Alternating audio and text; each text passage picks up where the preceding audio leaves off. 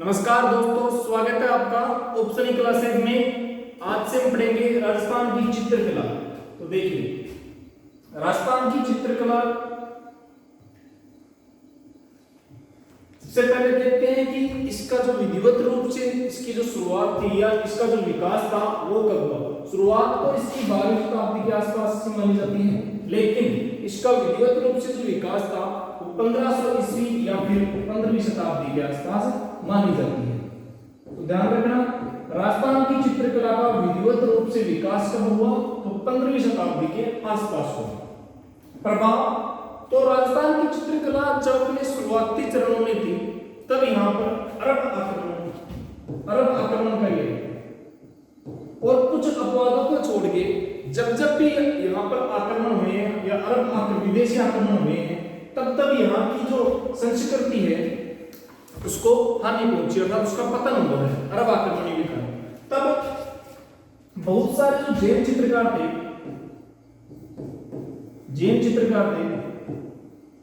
ये जैन चित्रकार जो देश के अंदर अपने मूल स्थान को छोड़कर दूसरे स्थान पर जा रहे थे और कुछ चित्रकार राजस्थान के अंदर आए और उन्होंने राजस्थान की संस्कृति को बढ़ावा दिया और यहाँ पर जैन जो चित्र हैं वो चित्रित थे। तो जैन शैली का जो प्रभाव है वो राजस्थान के शुरुआती चरणों में ही था। इसके बाद गुजरात राजस्थान के समीप होने के कारण और राजस्थान में भी हम देखते हैं कि राजस्थानी चित्रकला का जो मौलिक या जो आधारभूत स्वरूप है वो मेवाड़ कला है, मेवाड़ चित्र शैली है। तो मेवाड़ शैली या राजस्थान शैली पर जो प्रभाव है वो गुजरात का भी है। गुजरात का क्यों है? वो समीप होने के कारण। इसके अलावा अपभ्रंश शैली होती है शैली के मूल रूप में परिवर्तन होने के कारण या विकृति उत्पन्न होने के कारण जिस शैली का उद्भव होता है उस शैली को हम कहते हैं अपभ्रंश शैली। इसके बाद है मुगल शैली। और जब मुगलों के आक्रमण हुए तो कालांतर के अंदर देख जब राजस्थान की हिस्ट्री हम पढ़ते हैं तब हमने ये भी देखा है कि जो मुगल हैं उनसे राजपूत भी हुए, एक संबंध स्थापित हुए हैं और उसी कारण जो मुगल शैली है इसका प्रभाव भी राजस्थान की चित्रकला पर जरूर पड़ा है। तो कौन कौन सी चित्रकलाओं का प्रभाव है वो राजस्थान की चित्रकला पर पड़ा है वो देखते हैं। एक तो है, सबसे पहले देखते हैं जैन शैली का प्रभाव पड़ा। उसके बाद गुजरात समीप होने के कारण, उसके बाद अपभ्रंश शैली में विकृति आने के कारण या परिवर्तन होने के कारण, और उसके बाद एक शैली और थी जो थी मुगल शैली।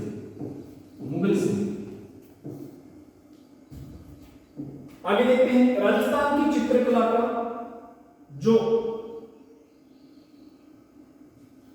इसका सर्वप्रथम वैज्ञानिक जो अध्ययन है या वैज्ञानिक जो विवरण है वो किन्होंने प्रस्तुत किया? वैज्ञानिक विवरण ये किन्होंने प्रस्तुत किया? तो देखिए, एक पुस्तक है राजपूत पेंटिंग्स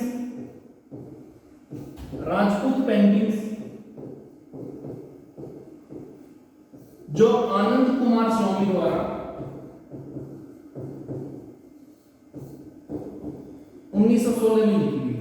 इस पुस्तक में राजस्थान की जो चित्रकला है उसे राजपूत पेंटिंग्स नाम दिया गया और सर्वप्रथम जो वैज्ञानिक जो अध्ययन है वो इस पुस्तक के अंदर किया गया या जो वैज्ञानिक जो विवरण है वो इस पुस्तक के अंदर प्रस्तुत किया गया।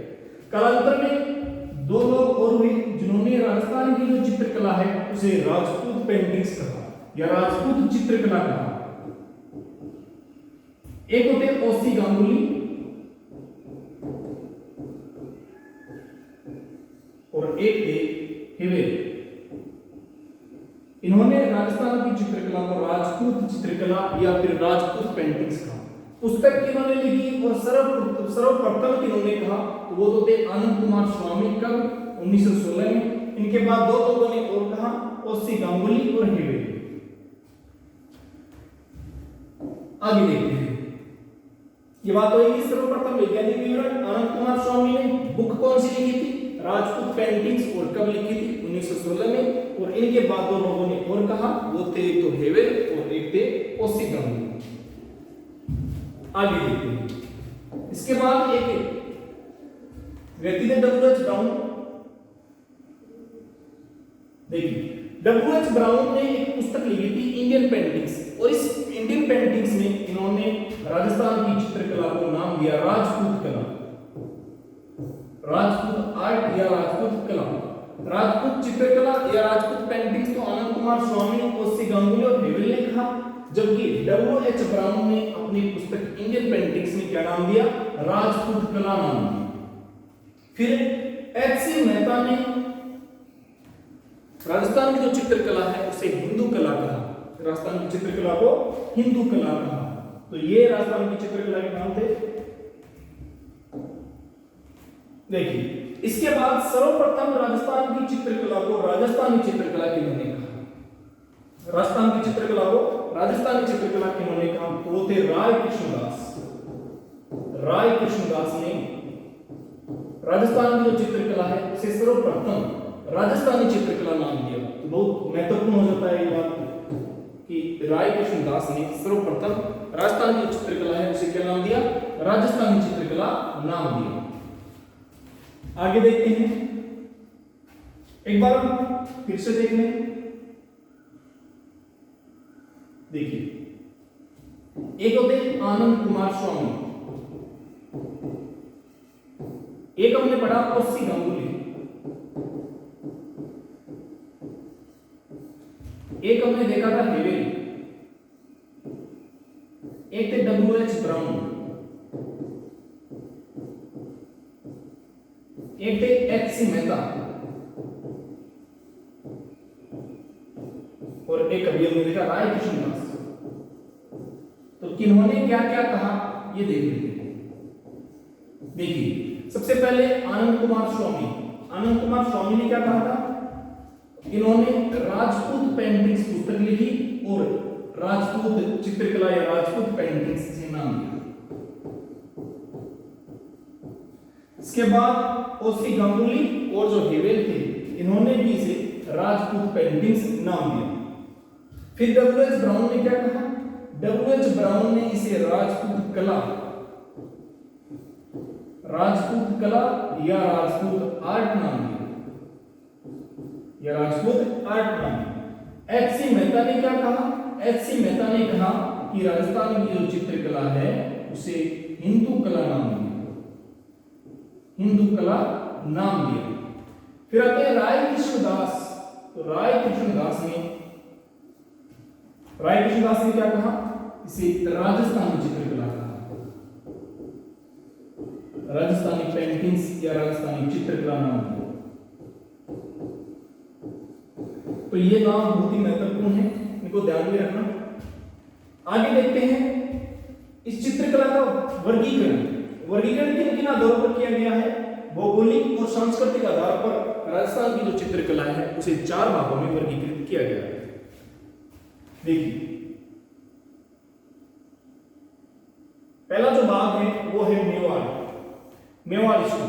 मेवाड़ स्कूल के अंतर्गत एक तो आती है आपकी चावन, फिर देवगढ़, इसके अलावा नाथद्वारा और उदयपुर, ये 4 शैली मेवाड़ जो स्कूल है उसके अंदर इनका अध्ययन करेंगे। उसके बाद है मारवाड़, मारवाड़ के अंतर्गत जोधपुर, बीकानेर, जैसलमेर, किशनगढ़, अजमेर इनका अध्ययन करेंगे। फिर है ढूंढाड़, ढूंढाड़ के अंतर्गत आमेर, जयपुर, अलवर शैली, उनियारा शैली और शेखावाटी शैली इनका अध्ययन करेंगे। फिर आती है हाड़ौती, तो हाड़ौती के अंतर्गत बूंदी शैली, कोटा और जो झालावाड़ है इनका अध्ययन करेंगे। तो सबसे पहले हम देखते हैं मेवाड़ शैली। देखिए पहले कुछ ये महत्वपूर्ण तथ्य देख लेते हैं।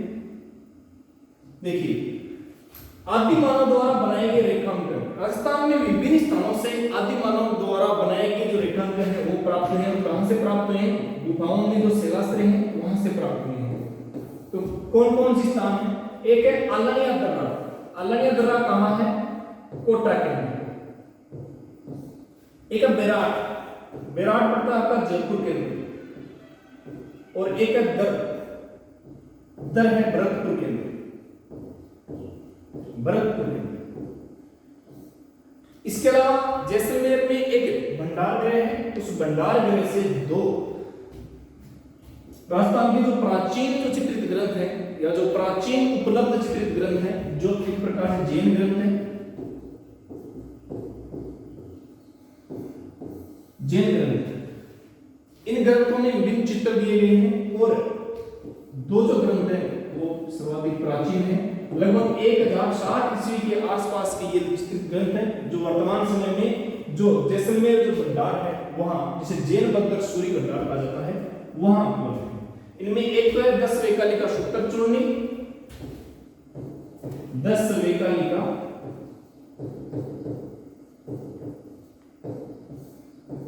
सूत्र चूर्णी और एक है ओघ निरुक्ति वक्ति, ओघ निरुक्ति वक्ति। तो प्रश्न पूछे जा सकते हैं कि ओघ निरुक्ति वक्ति का संबंध किससे है, या 10 वेकाली का सूत्र चूर्णी, या फिर सीधा सीधा इस प्रकार पूछा जा सकता है कि प्राचीन उपलब्ध चित्रित ग्रंथ और राजस्थान के प्राचीन उपलब्ध चित्रित ग्रंथ कहां स्थित है या कौन कौन से है। तो आगे देखते हैं ये ओघ निरुक्ति वक्ति अर्थात जो जैन बद्र सूरी के अंतर्गत जो चित्र हैं वो दिए गए हैं। उस ग्रंथ में एक तरफ चित्र और दूसरी तरफ लिखा जाता है। ये आनंद कुमार स्वामी की जो पुस्तक है राजपूत पेंटिंग्स वो 1916 में लिखी गई थी। अब देखिए मेवाड़ चित्र, मेवाड़ चित्र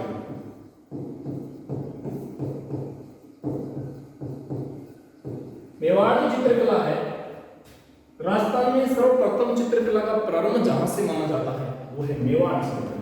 तो इस प्रकार हम मेवाड़ की चित्रकला है इसी राजस्थानी चित्रकला का प्रारंभिक या मौलिक रूप कह सकते हैं। राजस्थानी चित्रकला का प्रारंभिक रूप चित्रकला का प्रारंभिक रूप या फिर मौलिक रूप भी को कहा जा सकता है। राजस्थान चित्रकला का जहां से उद्भव माना जाता है वो कौन सी चित्रकला है, मेवाड़ चित्रकला या मेवाड़ स्कूल। तो कल से हम कंटिन्यू जो मेवाड़ चित्रकला है उसका अध्ययन करेंगे। धन्यवाद।